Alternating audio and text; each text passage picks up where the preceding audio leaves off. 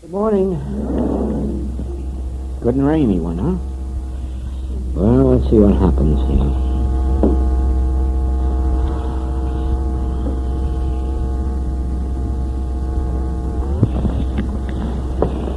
This is a practitioner's class. And it's very important that we understand, even if at first we understand intellectually, the most important points in the work. The reason is this.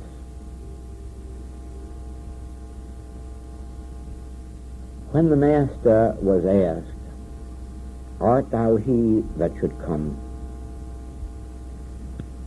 there was a question about it in John the Baptist's mind.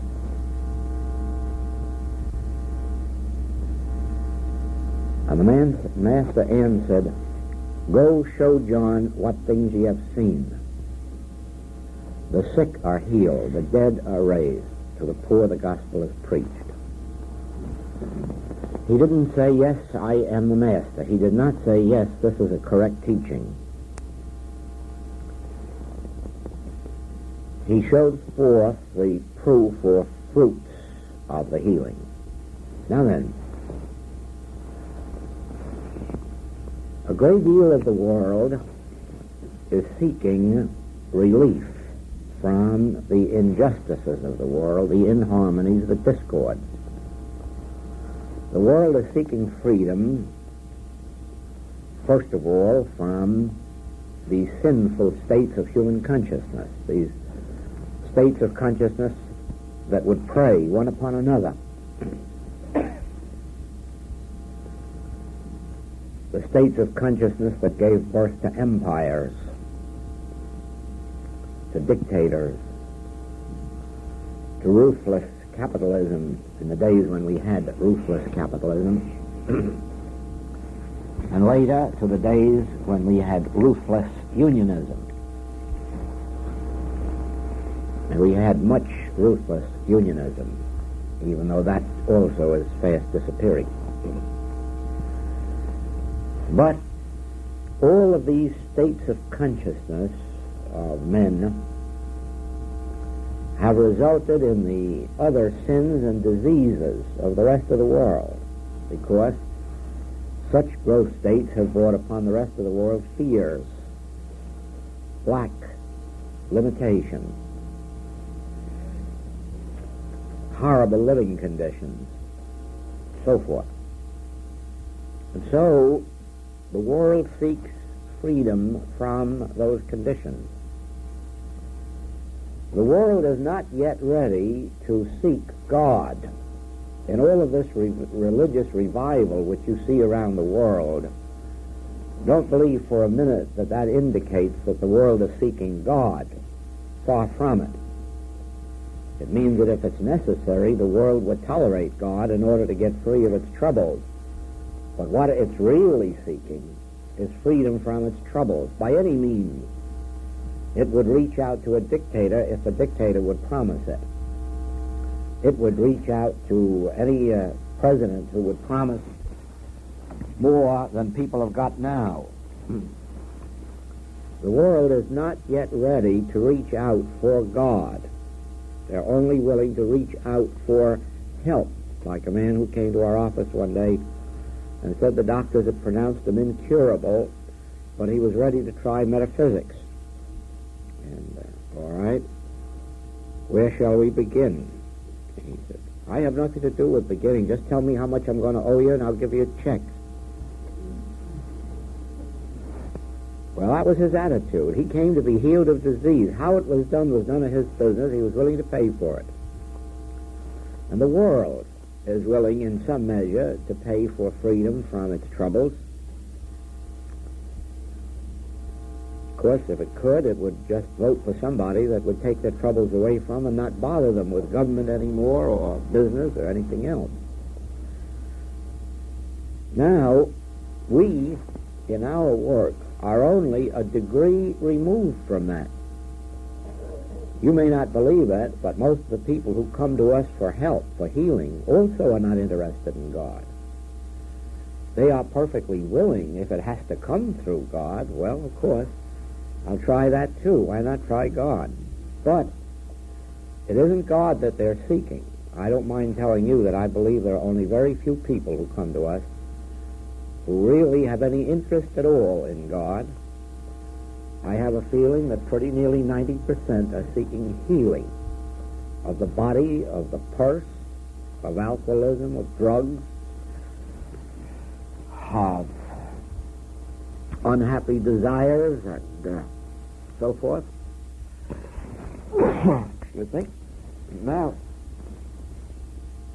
many of these people, before they come to us for help, have been told that the help is to come through God, and they seem more or less resigned to being willing to accept it. But it is that and nothing more, because the moment you start talking about God, you can see the attention drift over to, yes, but the rent is going to be due Saturday, or, yes, but this lump hasn't gone down since day before yesterday, or so forth and so on. Now, so far as we are concerned, it is not our concern in the beginning, when they come to us, that they come primarily for healing, because probably most of us did the same thing. Many of us did. Many of us came to whatever our spiritual teaching may be, primarily because we had something wrong that the then existing methods of helping wouldn't help. And so we decided to try God, or try Christian Science, or try unity, or try right thinking. But we tried it for this particular purpose. Now then, it has proven that that was a legitimate entry for us, because through that problem, and through having to turn to God for the solution of that problem, an interest in God itself was aroused, and we got onto the spiritual path. And in some cases we have found God, or we have found a measure of God, or we're getting closer to finding our spiritual lives. Now, so it is with those who come to us. Let us not concern ourselves too much in the beginning with the fact that they come primarily for loaves and fishes of one sort or another, because remember our own previous experience, and work slowly and patiently with them. And those that have a capacity for experiencing God will find it. And those that haven't may have their healing at that moment, go on about their business, later come back for another healing, or go to someone else. It may take 10, 20, 30, 40 healings before an individual awakens to the fact, you know, there's a God. Perhaps I should be getting more interested in God. All these things are well. Let us be grateful for everybody that is so sick that they have to turn to God, or has such a problem that they must turn to God, because in the end every knee must bend to God. So whatever brings it, let's be grateful for it, and let us cooperate with them and help them. Now the point that I'm coming to is this, that since the world is seeking freedom from its discords, and since those who come to us are seeking freedom through God,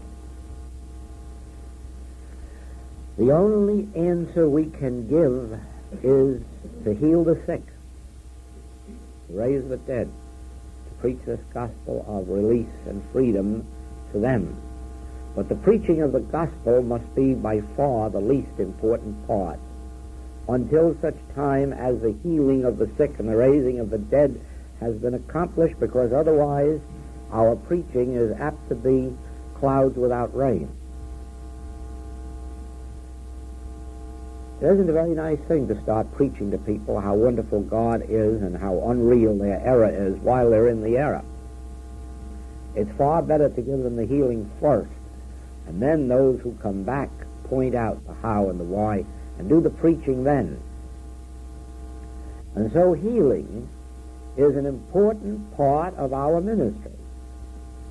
It is not the most important part. The most important part is awakening individuals who come to us to their Christhood, arousing that Christ in them, bringing them to their cosmic experience or experience of actual inner God contact. But remember this, that we will never get that far with them or have the opportunity to do that if we do not first bring healings to them. It isn't that we will heal everyone who comes to us. We may not. Or we may be healing everyone who comes to us and not know it. Because sometimes the healings come much later than we anticipate. Sometimes there are conditions to be fulfilled within them before the healing is realized.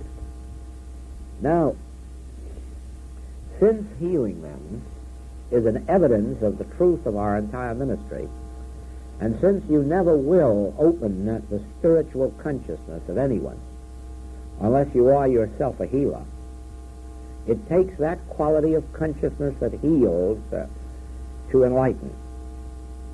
It takes that quality of consciousness that is a healing consciousness to bring this light. That is one of the reasons that during those early years of Walt Whitman, after he had had his illumination, and probably didn't know what it was all about, that he spent every spare minute he could in hospitals, just sitting by the beds of soldiers, doing little things for them. He thought he was just there writing letters for them, or giving his spare change to them for postage stamps, or just saying a word of comfort, or taking their loneliness away. But we, looking at it now, can see that he was led there with his healing consciousness to lift them up. And in the responses that he received from some of the boys in those hospitals, it's evident to see that he had a healing consciousness, while, of course, at that time, the world knew nothing about individual spiritual healing. Now then, the healing consciousness is a necessary one for a teacher on the spiritual path. It is an impossibility to say, I am a teacher, but I can't heal.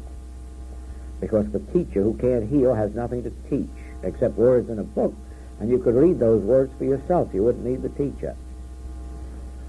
Teaching is an impartation of spiritual truth from one soul to another.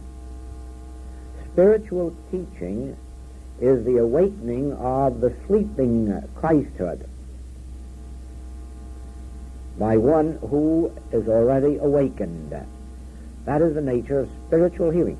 Spiritual healing has nothing to do with reading out of books or teaching out of books.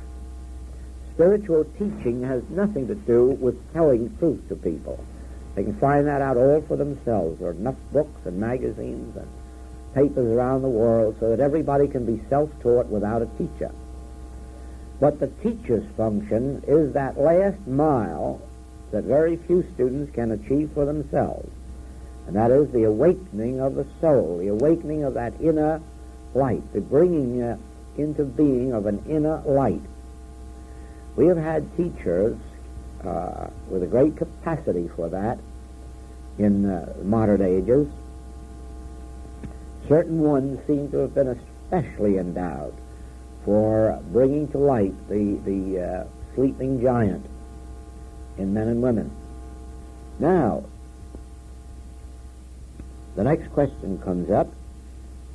How is that healing consciousness developed? There again, there are two ways. The personal contact with a teacher who has been in some measure awakened is one way of achieving it. The other way is self-instruction through an understanding of the correct letter of truth and the constant practice of it until the consciousness is developed. Now we have behind us perfect examples of today's lesson. In the early days of Christian Science, the healings were nothing less than miraculous. It is because of that that I'm going to have to ask you to give me a healing.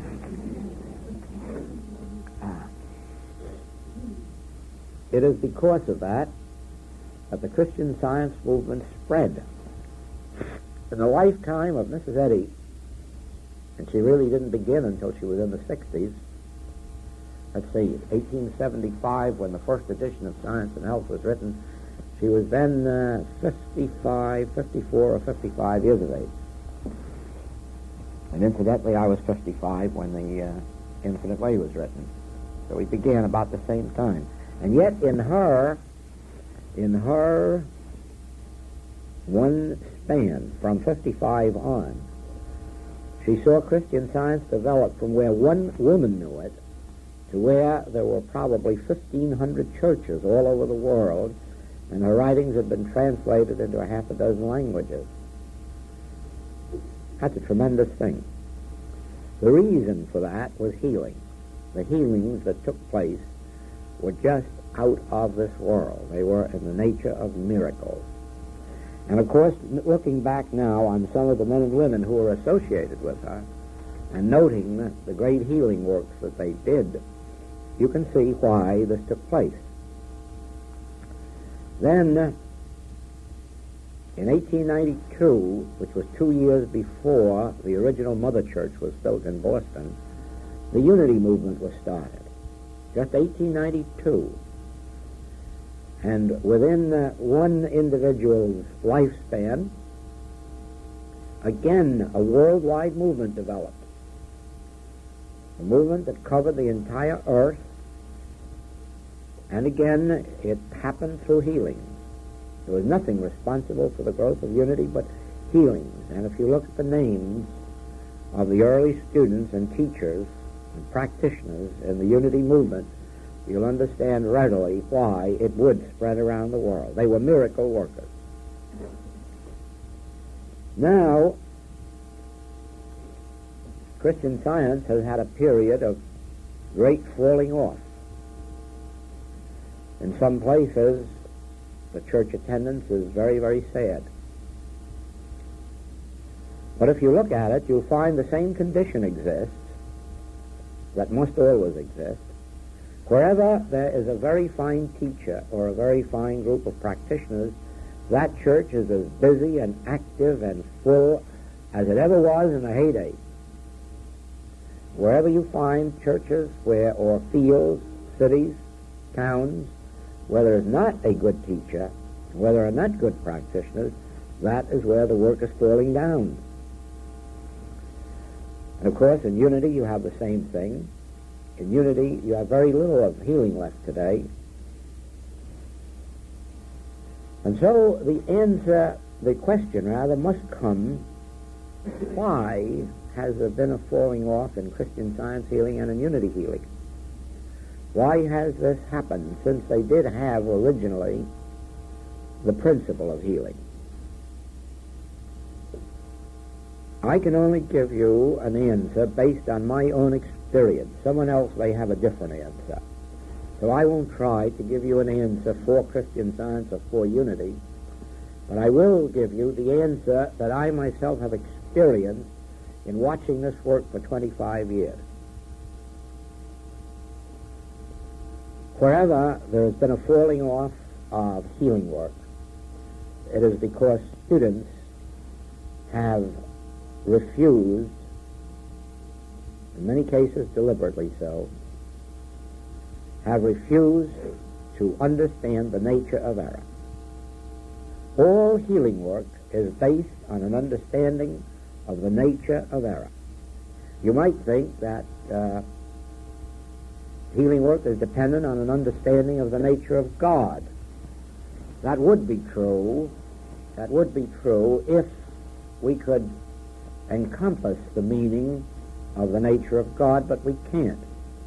In other words, anybody in the world can say God is all,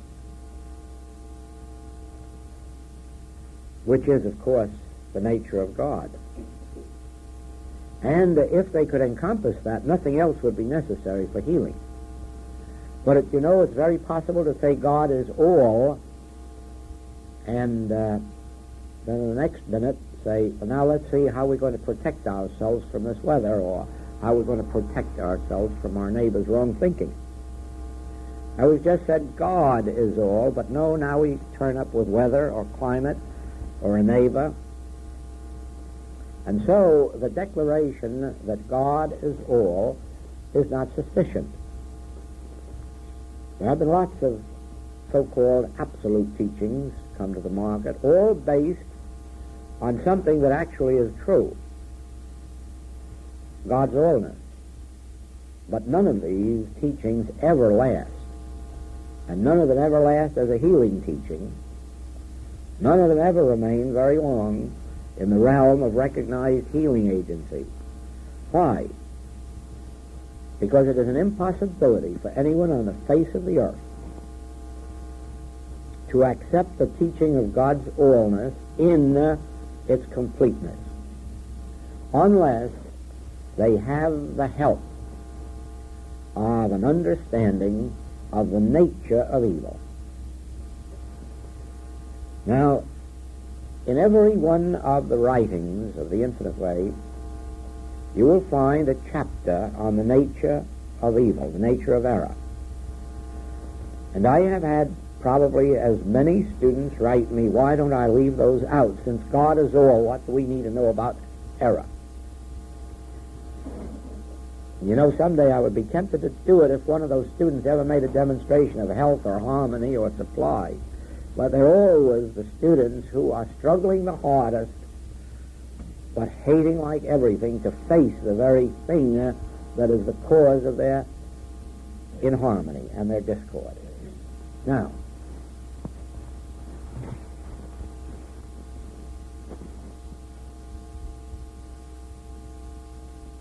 yesterday we took up the subject of treatment from the nature of God, using God as the first word of every treatment, seeing God as allness, God as the mind of the individual, of the life, the soul, the spirit, God as the only activity, and so forth and so on. And you will find that there is nothing more effective than that form of treatment that keeps its mind stayed on God. But that treatment is based on the supposition that you already know the nature of evil. And herein comes the point now that is preventing good healing in the world. Wherever there isn't satisfactory healing, whether it's in Christian Science, unity, or the Infinite Way, this is the reason for it. I don't mention New Thought for the simple reason that I don't believe it's ever possible for New Thought to do healing work except on a psychological basis. But there is a possibility that Christian Science and unity and the Infinite Way can show this world a real spiritual healing principle and do great works with it. But they will all have to recognize this. Now follow me. Throughout all ages, there have been two powers. There is the power of God and the power of Satan or devil. There is the power of good or the power of evil. There is the power of immortal mind or the power of mortal mind. There is always a greater power overcoming a lesser power. And in modern days you even have statements like, oh, the indwelling Christ will do this for you, and the indwelling Christ will do that for you, as if there were some negative power for the indwelling Christ to operate on. Now, to say that the indwelling Christ will do this or that for you is no different than saying God will do this or that for you. And the secret is that God won't do anything for you. God is not going to heal anyone's disease. God is not going to reform anyone. God is not going to supply anyone, and God isn't going to send supply to anyone God is not going to do a thing. God already is, and God's work was done in the beginning. There's no use of going to God. The thing we've got to do is lift ourselves up into the atmosphere where God is operating. Now, I'm reminded right here of a lady who came to me in the first year of my work with a very serious disease. And we worked along for 6 or 7 weeks together, and she was making beautiful progress. But one day she said, "You know, I don't think there's any use of our continuing this, because why should God heal me? I'm apt to be a sinner again after I'm healed, and God would know that now, so why should he heal me knowing that I'm apt to go back to sin again when I'm healed?" And I said, "Well, you put me in a very embarrassing position, because I have to tell you something that I don't like to tell young students. They may not be prepared for it, but you'll have to be in this case. I never did think God would heal you. I never expected God to heal you, and I've had any hopes of it, and I haven't any now. That isn't the principle from which we work. The principle from which we work is that God is an infinite good, and you are God's offspring, and therefore you are already in his household, in his kingdom, in his perfection, and I am ignoring the appearances of your former sins and of your present diseases, and in ignoring them, I'm merely holding within myself to your true identity. And I'm not acknowledging any power in this disease to perpetuate itself or do anything to you because of God's allness." Well, I was a little too deep for her, but the point that I make now is that at no time should anyone expect God to heal disease. If God could heal disease, I'm sure God would do it long before we get around to giving a treatment in just the right manner. Our treatment is not meant to influence God. Never forget this. Your prayers must never attempt to influence God. Your prayers must never be an attempt to bring God into your experience. Your prayers must never be in any wise expecting God to do something. It was like the sunshine that may be out here. If it isn't, we'll wait for the clouds to go by. If it is, we lift up the shades. But to say to the sun, "Oh, sun, won't you come into our room?" Might just as well say to God, "Oh, God, won't you come into my body? Won't you come into my finances? Won't you come into my business?" God is. God is omnipresent. God is omnipotent. God is omniscient. There's no use trying to get God to do something. No use trying to influence God. Now then, if this is true, that God already is, and that God is already all that you're expecting or hoping to ask of God, what is this one remaining thing that seems to block the activity of God from your being or body of business? And I will say to you that one of the major things is that you still have two powers. You still have a power of evil, and you're expecting God to do something about it or to it. And therein lies the error. There are not two powers. There is no such thing as immortal mind and mortal mind. There is a term mortal mind, and if you refer to Mrs. Eddy's writings, she was the one who popularized that term, you will find that she says it is a term denoting nothingness. She doesn't say it's a thing. She doesn't say it's an entity. She doesn't say it's a presence or a power. She says it's a term. Not only that it's a term, but it's a term denoting nothingness. I don't have to tell you how many Christian scientists are walking around afraid of mortal mind, afraid of a term denoting nothingness. You see that? I have had the same experience in the infinite way by saying to students, remember, there are no such things as sins or diseases. These that are appearing to us as such are appearances or illusions. Then I have them call up and say, will you help me get rid of my illusion? Now, you know, to know that a thing is an illusion is the healing of it. That itself is the healing of it. To be able to see that a condition doesn't exist as an entity or an identity. It doesn't exist as something with a name or a form or an outline. I know the appearance does. I know there is an appearance right here of a ghost. But there is no ghost there. And the moment you can say, but it's an appearance, not a ghost, the healing has taken place. It is only while you say, no, it is a ghost and you must help me get rid of it, that you still need healing. But the moment you can be made to see, it isn't a ghost, it's an illusion, an appearance, that is the moment in which it disappears. Now,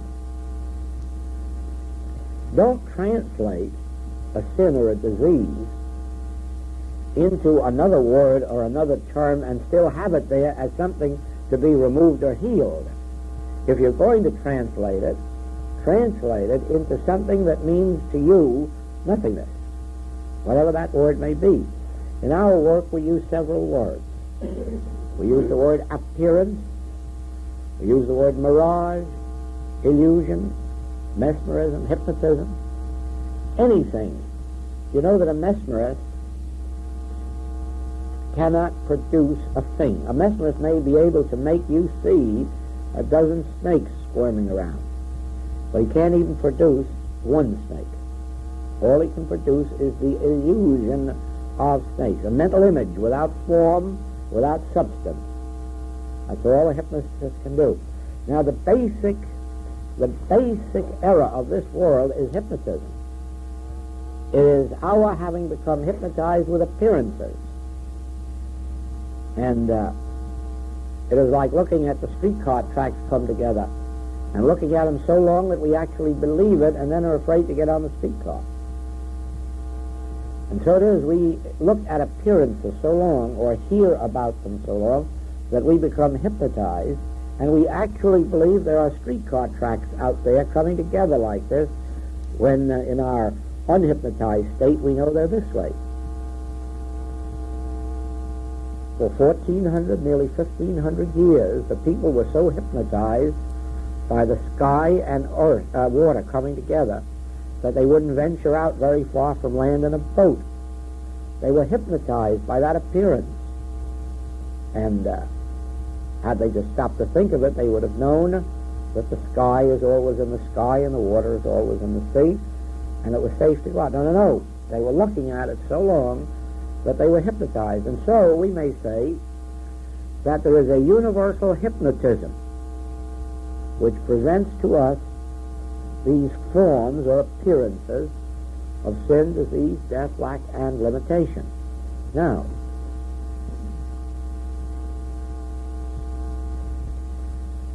the beginning of our freedom comes when we can realize God as infinite, omnipotent, omniscient, omnipresent, God as the only law, the only power, the only substance, the only cause, and then say, yes, then this appearance of sin, disease, or death cannot be a reality, cannot be an existence, cannot be something that has form or outline or presence or activity or law. Then this appearance is a nothingness, an illusion. Or if we use the word temptation, or if we use the word claim, then we can say, this claim then is not a person, is not a condition, is not a thing. It is a term denoting nothingness, or it is an illusion without substance, without law, without presence, without reality. Now, through that understanding of the nature of evil as nothingness, as appearance or suggestion or claim or hypnotism, now we can ignore it and commence to abide in God's allness.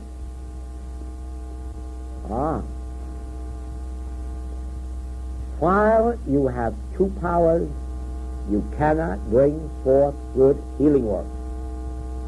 You never will come to a recognition of the infinite nature of God's good power until you understand that evil, regardless of its name or nature, error, regardless of its name or nature, sin or disease, regardless of its name or nature, exists only as an appearance that has no substance, no law, and no cause. In other words, that it exists as a state of ignorance, because the truth of being is God's allness. Now, if you were to take up the subject of error, not as if it was something to be afraid of and something to be fought or something to be protected against, that will only get you into more trouble, because you've built two powers for yourself. But take up the nature of error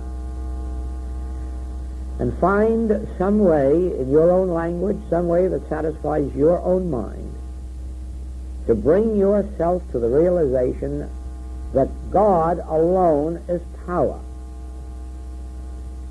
Now, I suppose it came to me in a strange way, maybe of help to you.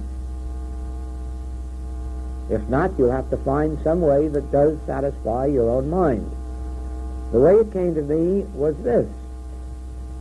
Inasmuch as I could only grasp the word God as invisible and infinite, as something that couldn't be seen, heard, tasted, touched, or smelled, or reasoned, or thought, that I said, well, if that's true, then all of the power in the world is invisible. So now I don't have to fear anything that's visible. Now if I can see it, hear it, taste it, or touch it, or smell it, let it go Gallagher. I don't care anything about it. Because the power cannot be in it. I don't care if it's anything as small as an atom or as big as an atom bomb. I don't care if it's as small as a germ or as large as a bullet. If it exists in the realm of that which can be seen, heard, tasted, touched, smelled, or thought about, it isn't power. All power is in the invisible. And so very quickly, when these claims were presented to me, I would say, oh, well, if you can see it or hear it, don't worry about it. And gradually, I built up within myself this realization that all power is in the invisible. Now, of course, there have been people who ask for an explanation of that, and I can't give it, because to me there is no other explanation than that. I never saw the invisible with my eyes. I can't explain it. It is a withinness. It is something beyond description, but that is where all power lies. All power lies in that which you cannot see, hear, taste, touch, or smell. All power lies in that which you can't even think about. That's why after a while, it's so foolish to think about God. Because that God you're thinking about isn't God at all. It's your concept of God, and it has no power either. And so you even let the word God alone and say, well, God is invisible too. We'll just let God act. And then we'll be aware of God by the effect. We know God by the effect. We can see healings, we can hear them, taste them, touch them, smell them, and behold them, and think them. But the healings are only a result of an invisible action. And it's an invisible action that has nothing to do with your right thinking or wrong thinking. It's an invisible action that lies beyond the realm of thought. Our thinking, as we're doing here this morning, which is really a reasoning process or treatment process, this is to lead us back to the actual consciousness of the statements that I'm making. The statements that I'm making are not power. If these statements were power, we'd have the whole world healed this morning. But it is the consciousness behind these statements that brings out the power, and it is the individual's response to that consciousness that helps the individual who comes. That is why we cannot walk up and down the street healing everybody we see. They are not receptive to this state of consciousness. They would be receptive to a pill. For instance, When I was a kid, I had what they call St. Vitus dance. And none of the doctors could do anything about it. None of them could heal it. And I guess pretty serious things were predicted. But my mother found a doctor who was, what do they call him? Homeopathy.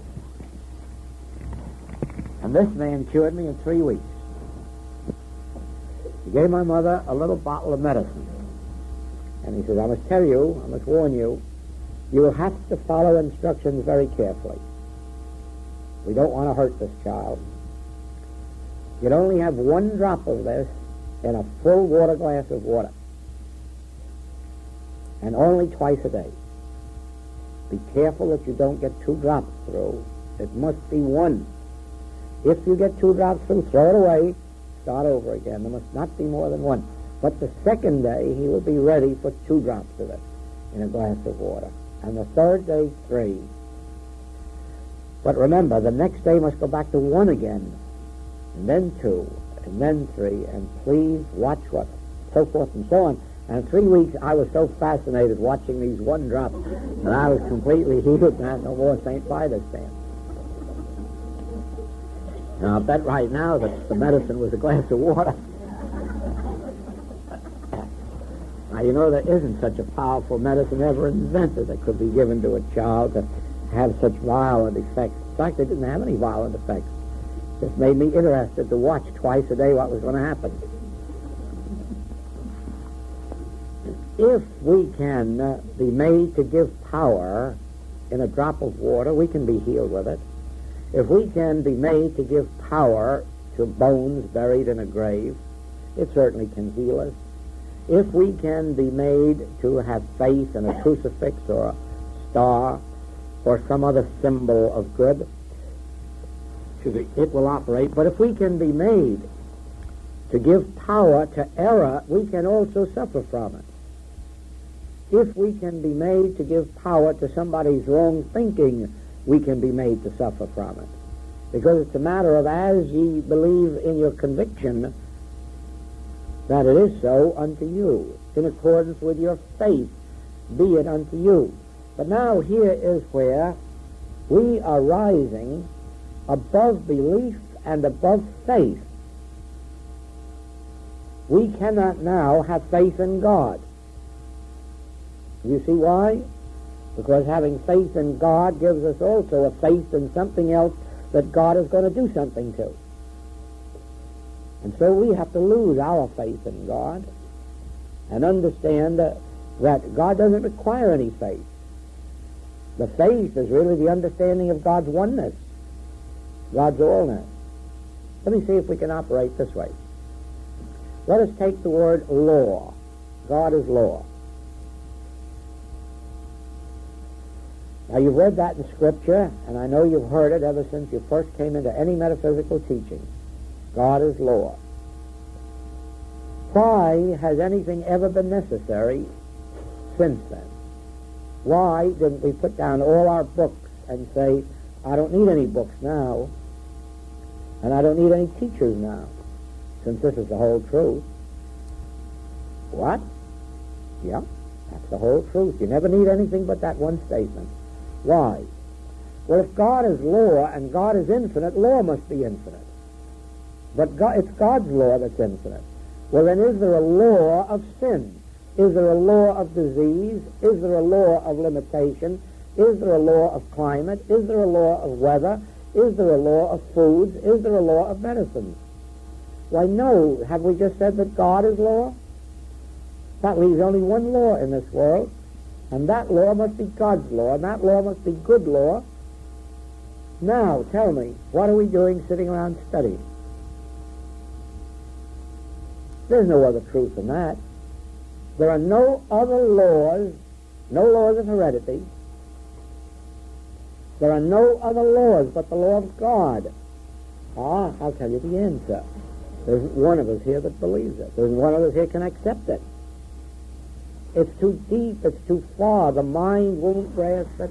And only as you come into spiritual consciousness can you grasp, and then only for a minute or two at a time, usually after a very good treatment or when you're high in consciousness, you can for a second grasp that tremendous fact that God's law is the only law. And then in that instant you can really raise the dead. But it's only 5 minutes later that you're believing in a law of climate or a law of heredity or a law of vitamins or a law of foods or a law of something else. It isn't your fault. This isn't criticism or condemnation, and certainly it isn't judgment, because I'm right in the same seat with you on that I have wonderful moments when God's law is the only law, and I see beautiful things from it, and then some other law comes to plague me 15 minutes later, either in my own experience or a patient or a student. Now then, the secret is that God is law, but that God is the only law because God is infinite. And since God is also good, self-created, self-maintained, self-sustained, this law of God is self-maintained and self-sustained and is eternal and infinite and omnipresent. And so, any other law of heredity, law of limitation, law of disease, infection, contagion, these are not laws but illusions. Then, when you grasp that, you have done your healing work, and you will have very good results in your healing work. As long as you are sure that you are not trying to use God over error, as long as you're sure that you're not trying to use God's law to nullify another law, as long as you're sure that you're not trying to get God's presence to do away with another presence. So you see the important place that the nature of error has in our work. Always it must be kept clear within us that we are not thinking of God as a great power. We are not thinking of God as overcoming something or doing something to something or somebody. We are not thinking that in any way, shape, manner, or form that there is anything to have anything done to. And so it is that in one way or another, we have to come to a place of satisfaction within our minds that whatever the nature of the error is, it cannot exist as presence of power. We had an experience of this kind, I guess a year and a half ago, in the islands.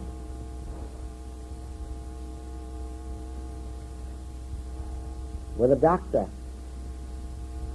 3 doctors were given up to die because of an infection they had gotten in some experiments, and 2 of them died. They would have died within a year. The 2 of them died in 8 months. And the other one went to bed to die in the 9th month. And he finally was at a place where it was just a few days before he was to go. And one of our students visited him, told him it wasn't necessary for him to die, and explained to him that through prayer, through this understanding that he could be healed. And she wasn't quite confident enough of her ability to bring out the complete healing, although she really did. But she said she would give him enough help so that he could reach Honolulu and find Mr. Goldsmith and get his help. Well, that man was out of bed the next day, and I'm convinced that he really had a fine healing. And he came over to Honolulu, called me, and I couldn't see him. I was busy. But I asked him what his trouble was, and he told me he was a doctor, told me the nature of this trouble, and that he got it through this research work. And I said, well, how are you coming on with your research work? And he said, not well. Now, I didn't plan it this way. This just, God put this through my lips. I said, well, I guess that's natural, isn't it? He said, no, not with all the hard work we're doing. It isn't natural to fail. Well, I wasn't thinking of that, but I was thinking of the fact that you were looking for a law of disease, weren't you? I said, well, yes, certainly. If we find the law of this disease, we'll be able to find a remedy for it. I said, no, if you find the law of disease, you'll perpetuate it, because anything that has a law is going to be perpetuated by its law. So if disease has a law, brother, you're going to have it forever and forever and forever. Oh, he said, say that again. I never heard anything like that. I repeated it. I hadn't heard of it before that either.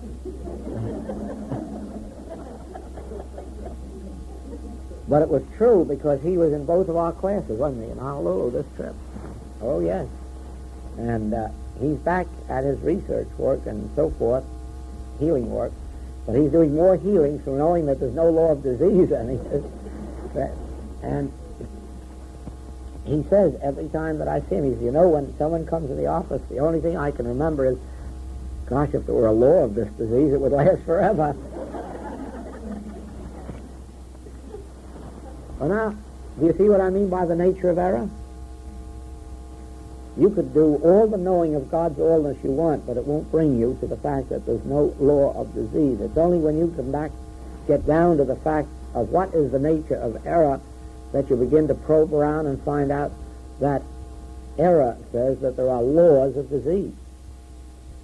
Now we've come up against the fact, though, that God is law. Oh, well, now we don't need God to get rid of disease. Now we know that since God is the only law, disease has no law, so we don't need a God now. We're just like those fellows out in the boat that were shipwrecked. They'd been there a long, long time, couldn't find land.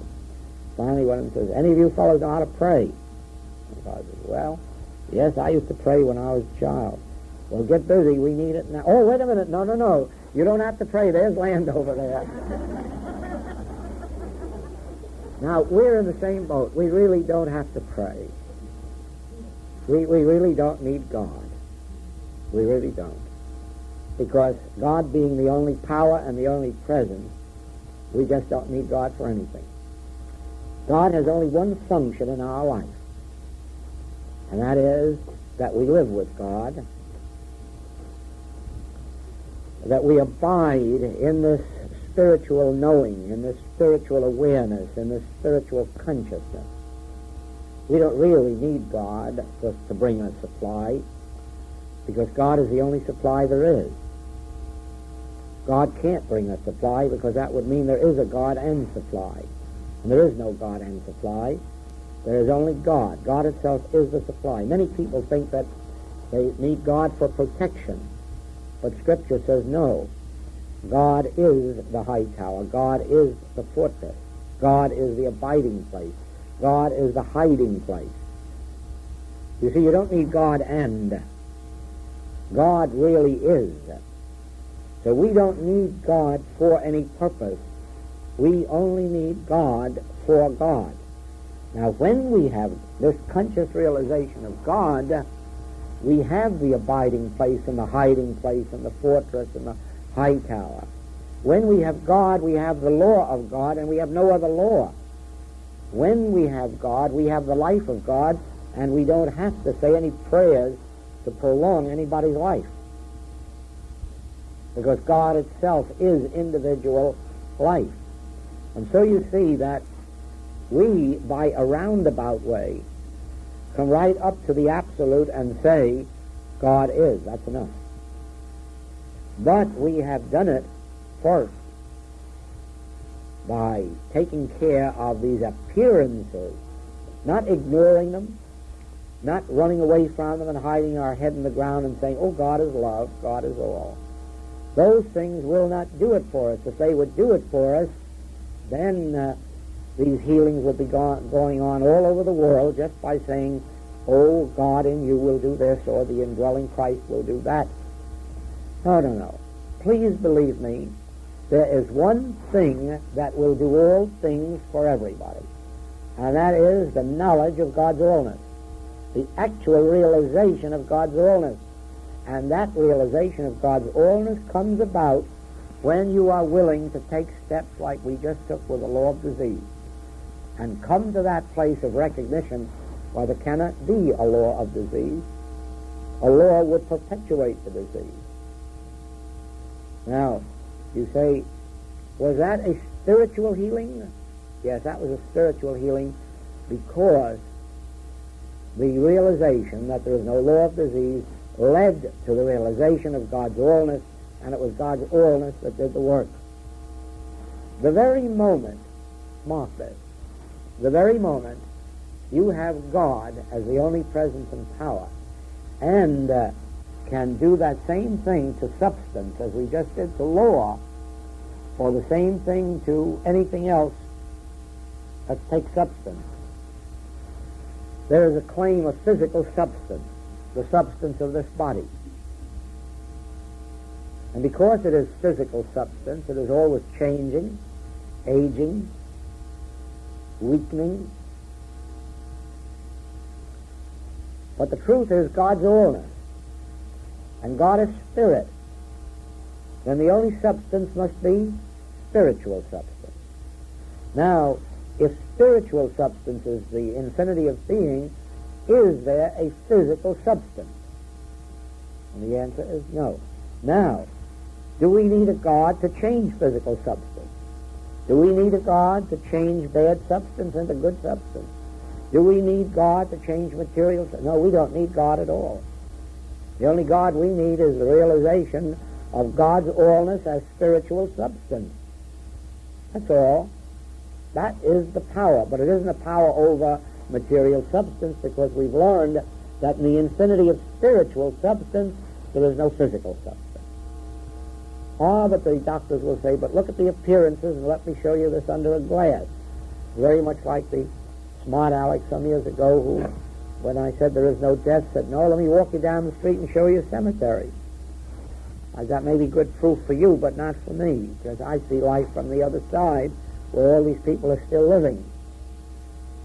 Now,